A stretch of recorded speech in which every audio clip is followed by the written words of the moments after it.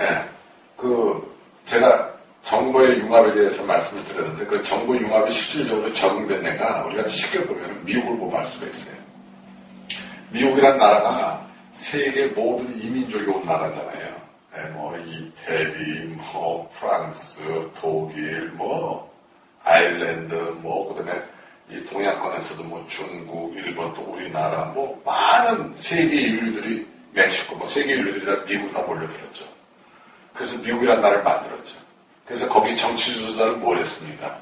그들, 다민족이 다 들어와서 어울릴 수 있는 문화를 만들어 놓은 거죠.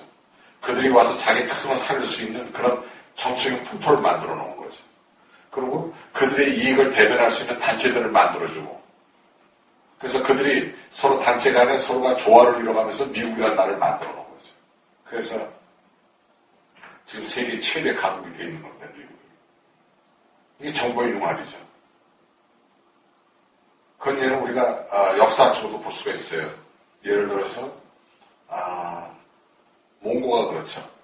네, 몽고가 세계 최대 강국이 될 수 있었던 것은 몽고 정부는, 그 당시 몽고 정부는 몽고 정부가 추구하고자 하는 그런 가치관, 그 정책을 받아들이는 어떤 민족이든 간에 그걸 받아들이겠다 그러면 그 민족이 기독교를 가지고 있으면 기독교를 믿게 해줬고, 그 민족이 이슬람을 있으면 이슬람 종교를 가질 수 있게 해줬고, 그 민족이 추구하는 그 어떤 전통적인 가치가 있으면 전통적 가치를 인정을 해줬어요.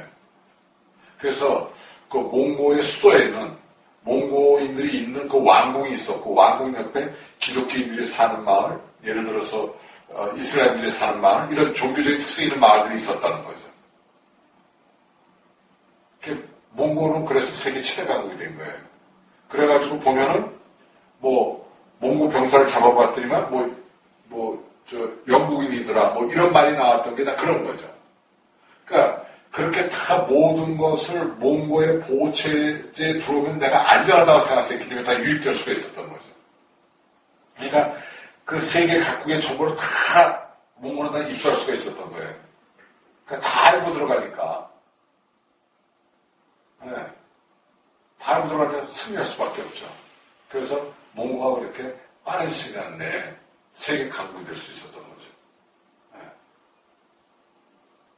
그러니까 우리의 역사도 어떻게 보면은 세계 문화를 우리가 접할 수 있고 그것을 받아들이고 우리가 했을 때는 우리가 버틸 수 있었는데, 우리가 세계 문화의 어떤 단절 속에 들어가 있고, 단지 그 중국이라는 데에 조선시대에 들어오면 특히 그렇게 되어버렸는데, 중국이라는 한 나라에 대해서 우리가 의존하고 거기에 정보에 우리가 맡길 수 있을 때는 결국 이제 어떻게 됩니까?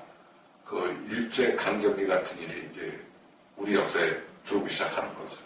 궁극적으로 우리가 맨 마지막에도 우리가 세계 문물을 받아들일 수 있는 기회가 있었는데, 말하자면 세국 정책을 썼기 때문에, 정보의 차단을 썼기 때문에 그런 일이 벌어진 거죠. 그 다음에 지금 현대사회에서 보면은 그런 정보가 융합되고 유통될 수 있게 만드는 시스템이 지금 각광을 받고 있어요. 그게 우리가 SNS에 쓰는 뭐 카카오톡이라든지, 국내에서 쓰는 카카오톡, 또 해외에서도 많이 쓰고 있죠, 카카오톡은. 그런다든지, 아니면은 지금 그 트위터라든지 페이스북이라는 이런 프로그램들이 또 이런 프로그램들을 기획하고 사업하는 사람들이 세계 뭐 가프대열에 올라가고 이렇게 되고 있지 않습니까? 예. 정보를 누구나 내놓고 누구나 쓸 수 있게끔 다 돼 있는 상태가 됐기 때문에 이제 자기 정보를 막 내놓죠, 그렇죠? 또 유튜브가 마찬가지고, 예. 모든 걸 그걸 보고 다 볼 수 있게끔 다 해놨죠. 그걸 쓸 수 있도록 해놓고. 그러다 보니까 어떻게 돼요? 물건도 유통되게 만들고 다 할 수 있도록. 그래서 여기 있는 제가 티셔츠는 미국에서 사고, 예를 들어서 바지는 이태리에서 사고, 예, 안경은 독일에서 사오고, 뭐 이렇게 내가 해서 조합해서 나를 코디할 수가 있게 되어 있는 거예요, 이제 세계가. 예, 이것을 해주는 그런 시스템이 세계에 각광받고 있죠. 제일 저거 했던 것이 아마존이었고, 예, 그 다음에 중국의 알리바바가 되어 있고, 예전에는 제가 제 딸이 미국에 있는데 그 미국에 걔가 필요한 책을 필요하다 그러면 내가 여기서 국내에서 사가지고 어떻게 했어요? 그 우체국에서 우체국 택배로해서 보냈는데, 이제는 그 비용보다 직접 미국에서 우리가 말하는 교보문고 예스 있으면 예스 입사에 들어와가지고 해외 직구를 해가지고 그게 오히려 더 싸한 거예요. 이제 그거 해줄 필요도 없게 돼 있고. 예, 정보를 이렇게 다 쓸 수 있게 됐다는 거예요. 써서 내가 안에서 조합해서 쓸 수 있게끔 돼요. 이게 정보 융합이죠. 이런 것들이. 그래서 그런 융합하는 시스템을 도와주는 그런 프로그램들을, 그런 것을 사업하고 기획하는 사람들이 이제 가까바는 시대가 돼버린 거죠. 이것이 우리 문화에 또 있어요. 뭐가 있어요? 비빔밥이요. 잘 생각해 보세요. 흰 쌀밥 위에 갖가지 나물들이 다 올라가 있잖아요. 그럼 그 다음에 그 가운데에다가 이제 육회나 고기, 볶음가루 탁 넣고 그 위에다가 계란 하나 탁 화염 좀 점어서 탁 뿌려놓잖아요. 근데 어떻게 됩니까? 비벼 먹으면. 그 채소의 각각 맛을 다 느낄 수 있게끔 돼 있잖아요. 얼마나 맛있습니까? 그리고 모든 영양분을 골고루 먹을 수 있게 돼 있잖아요. 그러니까 우리 음식 문화가 융합 문화예요. 우리 음식 문화. 그 대표적인 게 딱 하나를 보면 비빔밥이에요. 우리 민족에는 그게 있는 거예요. 그래서 예를 들어서 보면은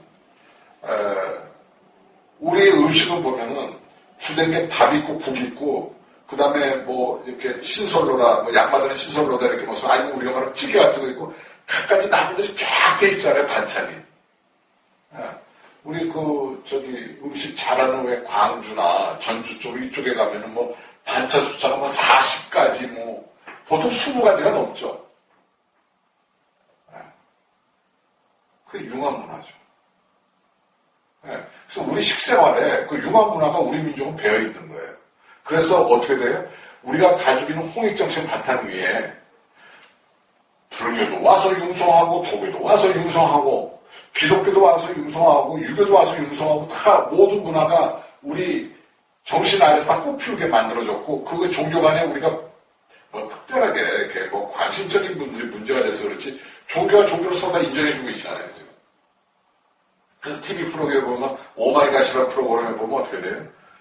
신부님 나오시고 수녀님 나오시고 비구니 스님하고 여스님 나오시고 그다음에 목사님하고 여자 목사님 나오시고 그리고 사회자도 남자 여자 나가지고 8명이 토론하는 프로그램들이 있잖아요. 얼마나 서로 종교들을 존경해 주시고 그 종교에 대해서 서로 허심탄회하게 얘기하시는지. 그게 어디에 있어요? 우리가 가지고 있는 홍익정신, 누구에게나 서로 이익하게 하는 홍익정신 바탕에 그런 문화들이 다 융합해서 발전할 수가 있는 거거든요. 그 우리나라가 종교가 엄청나게 발전되어 있죠. 이런 것들이 우리 문화 속에 이런 융합정신이 있었던 거죠.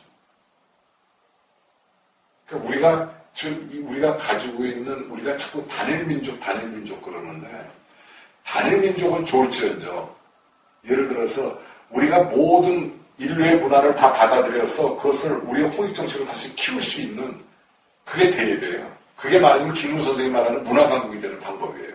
융합정신에서 나오는 거예요. 그게 우리 음식의 비빔밥이에요. 요즘 그 비빔밥을 넘어서 뭐가 나와요? 양품 비빔밥 나오죠. 몇 명이서 먹을 수 있도록. 그래서 통 안에 여러 가지 밥이 들어가죠. 숟가락이 들어가죠. 만들어 놓고 조차도 우리 또나 먹으려고 해요. 우리 찌개도 끓이면 다 같이 넣어 먹으려고 해요.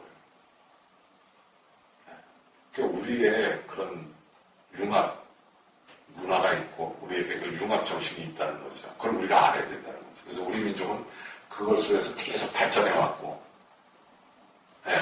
계속해서 발전해 왔다는 거죠. 그걸 우리가 알아야 돼요. 그래서 지금 다시 우리가 가지고 있는 그런 융합 정신, 그 바탕 아래 깔려 있는 우리의 홍익 정신, 그 위에서 우리의 융합 정신이 이렇게 발전해 왔다는 것을 우리가 스스로 우리를 인정하고, 우리 민족의 우수성을 우리가 스스로 인정하고, 그래서 세계의 모든 문화를 또 받아들여서, 지금처럼 우리 종교를 다 받아들였잖아요. 이렇듯이 세계 각국 문화를 우리가 다 받아들여서 우리의 정신을 다시 꽃피울 수 있도록 하는 것이 21세기 대한민국이 해야 될 일이 아닌가. 저는 그렇게 생각하고 있어요. 그래서 우리에게 있는 그 비빔밥, 최고의 융합 정신을 갖는 작품입니다.